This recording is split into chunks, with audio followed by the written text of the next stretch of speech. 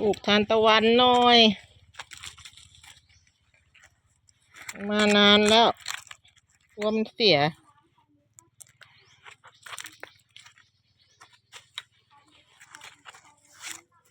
มันออกมา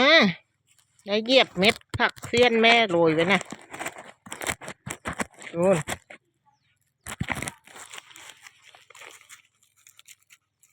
ใส่โลด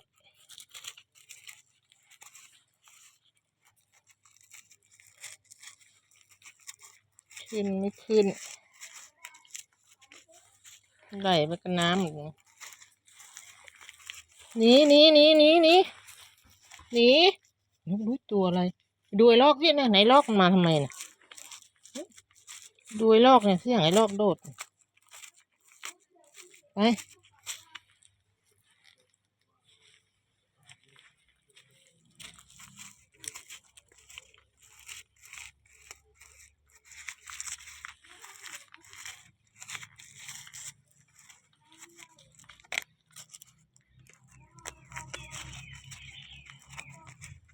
โรยเลยไม่ต้องฝังกันนะ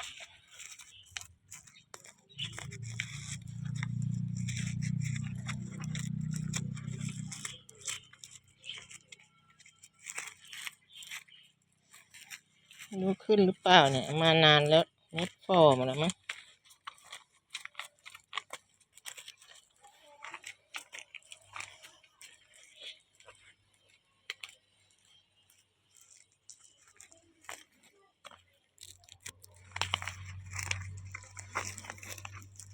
เข้าที่ขึ้นอย่ามาเหยียบนะไปห่างๆ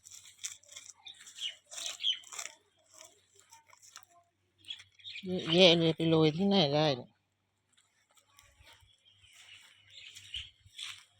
ตากแล้วโรยให้หมดขึ้นไม่ขึ้น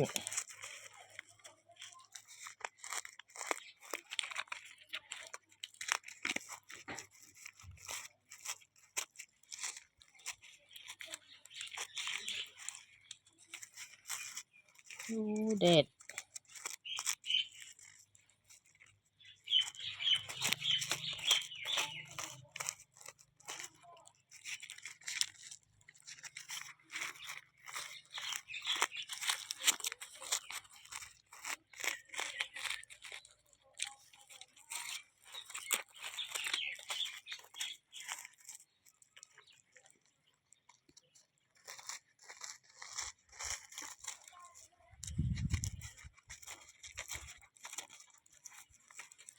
เม็ดอวบดีจังเลยแก่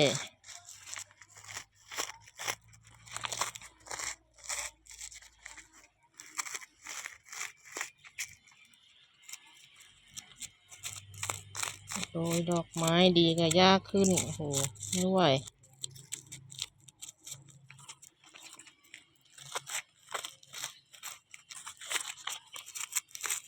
ตากไม่ไหว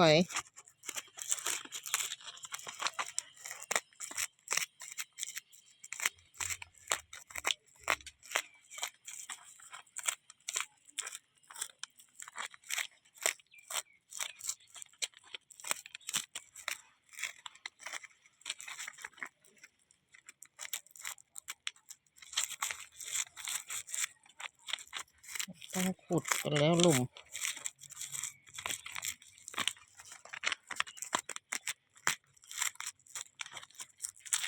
ร้อนมาก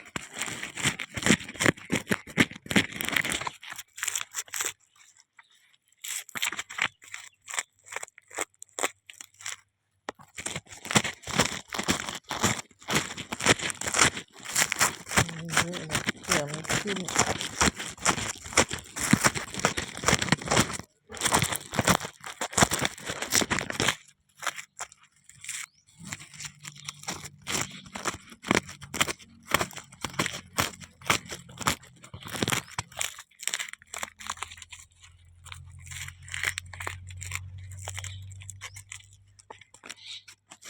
ดอกเดียวก็ปลูกไม่ไหวเลย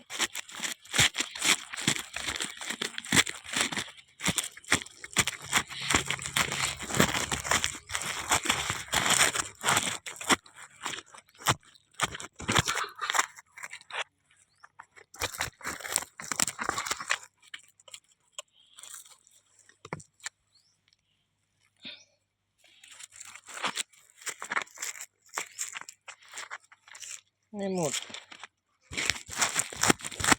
ไม่ได้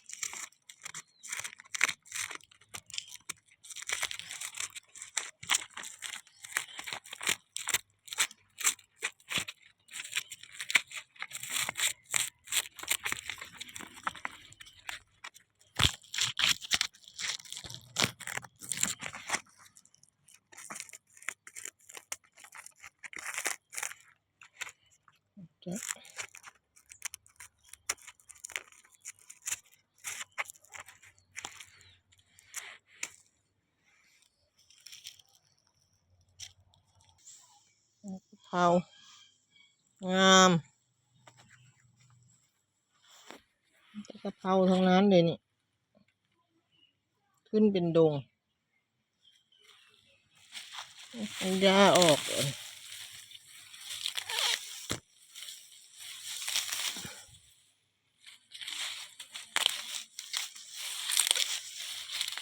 เวลาเขาปลูกไม่ขึ้นอ่ะเวลาร่วงเองขึ้นดีจัง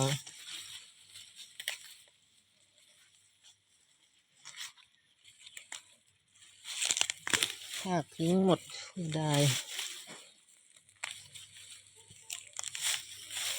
เผาบ้าน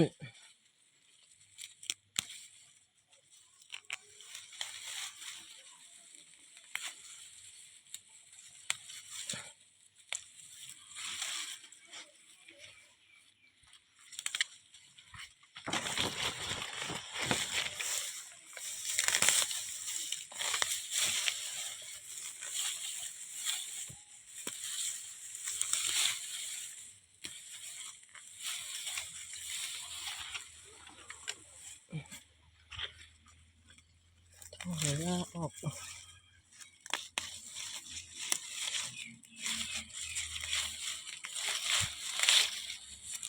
ขึ้นให้ยิบเลย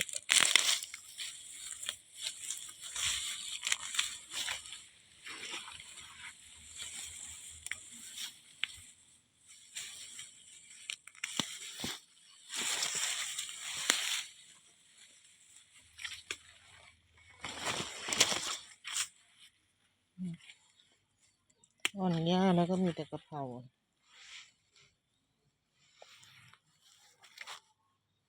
ขึ้นมากมาย